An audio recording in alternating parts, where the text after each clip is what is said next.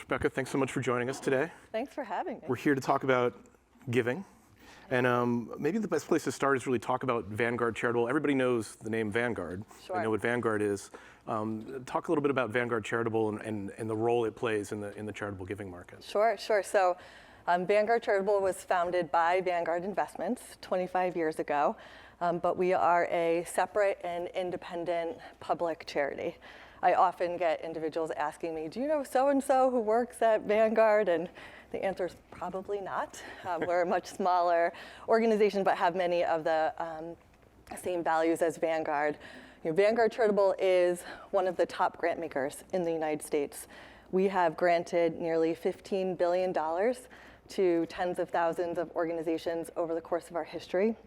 And just to bring that to life a little bit, last year we granted nearly $2 billion to 54,000 different organizations across the US, across every charitable subsector, and an average grant size is around $9,000, so pretty significant. So, and you specialize in what are called DAFs, or donor advised funds. Can you explain how DAFs work and what they are and then what makes them special? Sure. So we achieved that that top grant making status through the sponsorship of donor advised funds. And donor advised fund is a really growing and impactful charitable giving tool. And it enables charitably minded individuals to tax effectively consolidate their giving, grow their giving through the underlying investments that a donor advised fund will offer, and then grant those dollars out to qualified public organizations. Donor advised funds can be found at organizations like ours, which is a national organization. You can find them at your local community foundations, single issue organizations like your religious institution or an educational organization. And so there's quite the variety that meets a number of different needs out there. I think a couple of reasons why they are important. First of all, donor advised funds play a really critical role when it comes to giving during times of economic downturns or economic stress. At Vanguard Charitable, we saw that in 2020 when individuals were certainly taking a pause with their giving based on the economic hardships that existed. Granting from Vanguard Charitable and other donor advised funds, for us specifically, we're up 25% over a record year in 2019. The reason why that can occur is because donor advised funds can, was that a clap? It was a clap. I love it, amazing. Yeah. We also clap. We were, it's certainly a challenging time for all, but to be able to play a role in that solution was really meaningful to all of us who worked at Vanguard Charitable. Part of the reason why that can happen and why they're important is because through the structure, a donor can make a sustained and long-term commitment to charity, and then through the upfront deductions, the low fees, the strong investment options, donors can give significantly more throughout their lifetime. And then through the innovative planning tools that DAF sponsors provide, guidance, and these really strong due diligence processes that we have, donors can grant really thoughtfully and effectively to nonprofits. Mm-hmm. And the structure of enabling an individual to separate the financial decision from your giving decisions truly enables innovation to occur. It really enables that thoughtful giving strategy to come to life. And we're really proud that we give our donors who are incredibly engaged that opportunity to really maximize their philanthropic impact. So it's also about speed to market and speed to deployment. So just, can you give us an example of where DAF has, the speed and functionality of a DAF has allowed someone to give quickly without a lot of overhead?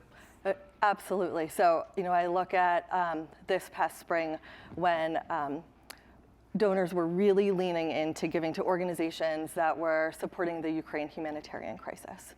And during that time frame, a very short time period, Vanguard Charitable gave nearly $60 million in a few short weeks.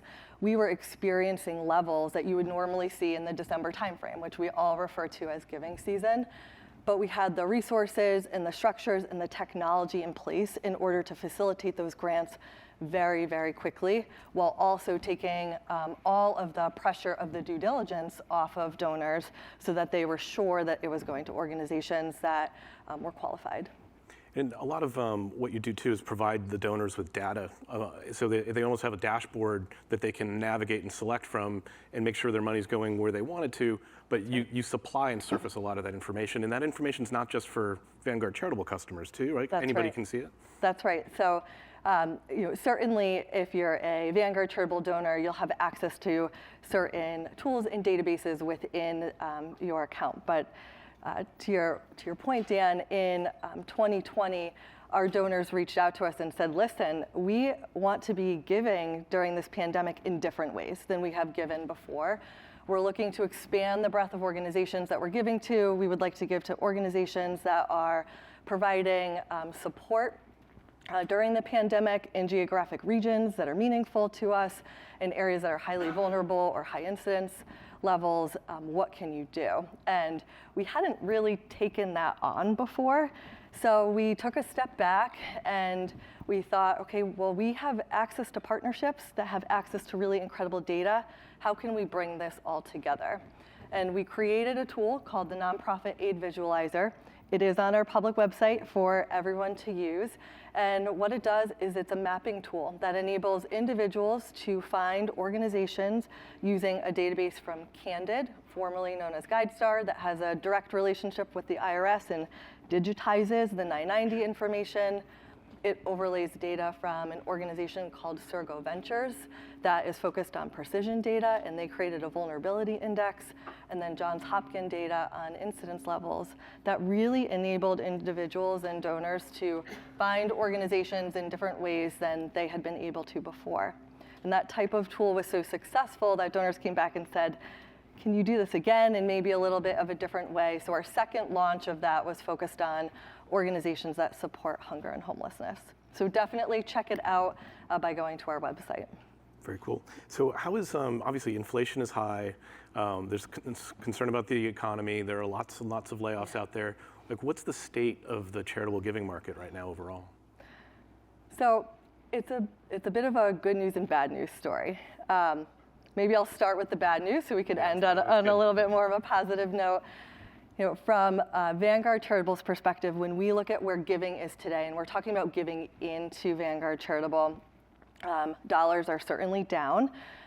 New business is certainly down. And I recently was speaking with 50 nonprofit executives last week who said the same thing, that giving is currently down. Now, does that mean that it's going to remain down for the remainder of what we call this giving season through the end of the calendar year? I don't think I'm ready to say that yet, but giving is definitely going to be late as individuals take a step back, are looking at their financial portfolios, and are deciding how they can maximize on their commitment to charity. So that's the semi-bad news. So let me go into the good news, because there certainly is a good news story here. Granting out of Vanguard Charitable, so the money going out of Vanguard Charitable is higher than where it was last year. So again, donor advised funds are playing this really important role during times of economic challenges because donors have made that upfront commitment to charity. So granting is definitely higher. And then the other good news story to share is we recently did some research surveying about 2,000 Americans who build charitable giving into their budgets. And those who build charitable giving into their budgets have said they were less impacted in having inflation be a reason why they may pull back from charitable giving. Not to say they weren't impacted, but a reason why they may pull back. And so those individuals are looking to give at the same levels or higher, which is why I'm saying it still could be late. Got it. So whenever somebody's considering a charity, there's a lot of concern about the overhead of the charity. That's one of the data points that gets shared, and whether it's the Red Cross or there's all these organizations that they seem like they have very high admin fees and overhead, and there's a tendency to say, well, that's not a good charity because their overhead is too high. But the truth of the matter is it's a lot more complicated than that, right? It is much more complicated. The overhead debate, I can't wait until the day that this is solved, that's for sure. From my personal perspective, from our organization's perspective, What goes into overhead is the talent of the organization, the technology of the organization, the infrastructure of the organization. Those are critical elements that an organization needs in order to drive its mission forward. Now, that doesn't mean that donors shouldn't look at the financial statements and ensure that that spending is in line with their own expectations for that organization. But we do need to bring talent in order to drive missions forward. And that's a really critical spend for a nonprofit to have.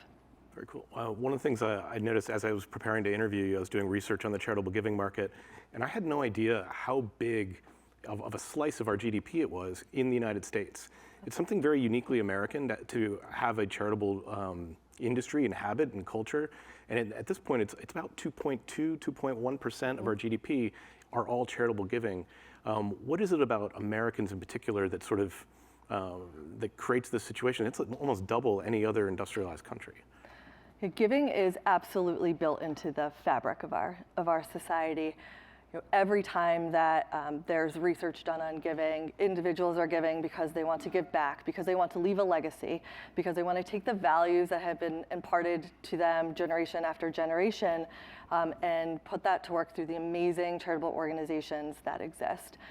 And so we have this society that is incredibly committed to that, but when we also have incentives for giving, and those incentives are important because even though the behavior would sustain the incentives do drive amounts of giving. And that is really important, and so it really is that both. But we can't be complacent with that. We can't just sit back and say, well, it's built into the fabric of our society, so let's just hope that it remains. We need organizations, we need individuals to continuously be taking a look at giving. How can we remove barriers to giving? How can we ensure that donors have the tools and the resources to do their research, the time to form relationships with the organizations that they're looking to support in order to maintain that really beautiful tradition that we have? So giving is a very personal gesture. A lot of it could be politically associated, religiously associated, or giving to your alma mater. So we all have our preferences. But as a professional who's seen it all and seen all the different ways people can make an impact, are there any innovations you want people to know about, or creative approaches that people may not come to mind as they go into giving season? Yeah, that's a great question. And I think to answer that, maybe it's twofold. First of all, let's just acknowledge giving is difficult. It's really challenging, especially if you're looking to make a sustained commitment to an organization or a number of organizations, because you have to pull on both the passions in your heart as well as overlay data-driven decision-making in order to really maximize your impact. And so this may not feel like the most creative guidance, but first is create a plan. Ensure you're looking at your budget, you're determining your tool, you're deciding who's at the table making those decisions, and what information are you using in order to research the organizations that you'd like to support. What is your charitable mission statement? So think about that plan and ensure the plan can be iterative as well as needs change over time. But I think the second piece is there's some really creative giving tools that are out there today. And two that I can highlight that our donors are really leaning into more. One is called recoverable grants. And this is where a donor can provide support to an organization at a time where that funding is really critically needed as they await for new funding to come in. So how might this happen? An organization may have a pledge that they're waiting for, but it's 6 months out, it's a year out, and they can get started on that work now. A recoverable grant can be given to the organization, and if that funding comes in, those dollars can be recovered and then provided to another organization and granted in order to amplify that, which is pretty incredible. We had a donor actually who used this form of granting in order to grant to organizations so that they could purchase solar panels for their organizations, and as tax credits or energy bills decreased, that was part of the recoverable funds. So that's a really creative funding option that's used today. The second is something that we call smart funds, which is more of a portfolio view of funding. If you're really interested in a cause, but you want to leverage some expertise to maximizing your impact, that would be a critical way to grant. And then third is probably the most simple, but could be the hardest, and that is try where you can to grant in an unrestricted manner so that the organizations that you're giving to can deploy those funds in ways that they know are best and they are most needed. What that does require, though, is time spent with the organization, building trust with the organization. But every nonprofit that I have spoken to said, please give us unrestricted funding, because as these new and emerging needs keep popping up, those are the funds that they can use in order to continue to facilitate their mission. I suspect from a personality perspective, a lot of high net worth givers tend to be relatively controlling. They want to have all this information. So having that personal relationship and that trust, Yes. have that, once you get to that point, then you don't have to second guess every single decision you make. Absolutely, absolutely. Rebecca, thanks so much for joining us. A big hand for Dan. Rebecca.